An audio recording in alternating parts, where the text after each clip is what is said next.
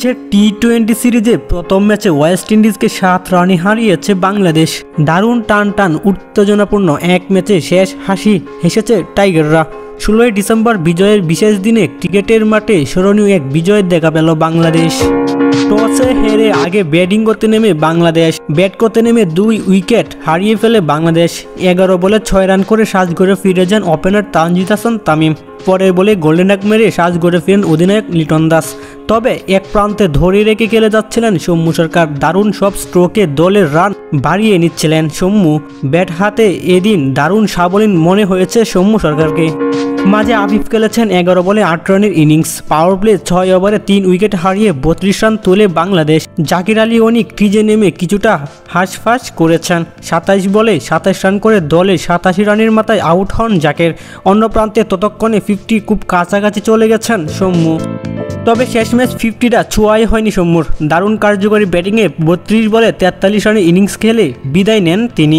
শেষ দিকে ঝড় তোলেন শামীম হোসেন পাটোয়ারি। আগ্রাসী ব্যাটিংয়ে দারুণভাবে ফিনিশিংয়ের কাজটাও করছিলেন শামীম।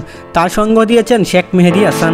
দারুণ পাওয়ার হিটিংয়ে বাউন্ডারি মালা গেথে 13 বলে 27 রানের দুর্দান্ত এক ইনিংস খেলেন শামীম। আউট হয়েছেন শেষের আগের বলে। এছাড়া 24 বলে 26 রান করে অপরাজিত ছিলেন শেখ মেহেদী।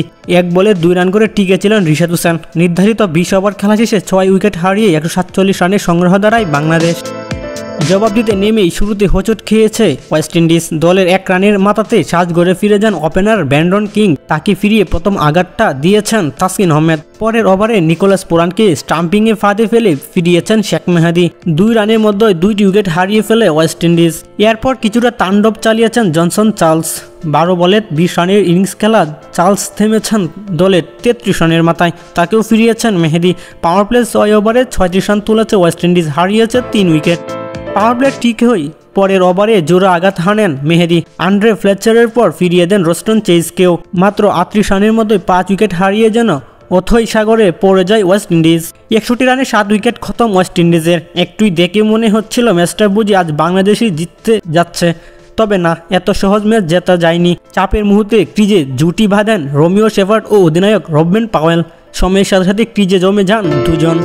শুরুতে দেখে শুনে আগালেও সময়ের সাথে সাথে রানের গতি বাড়িয়েছেন পাওয়েল শেফার্ড।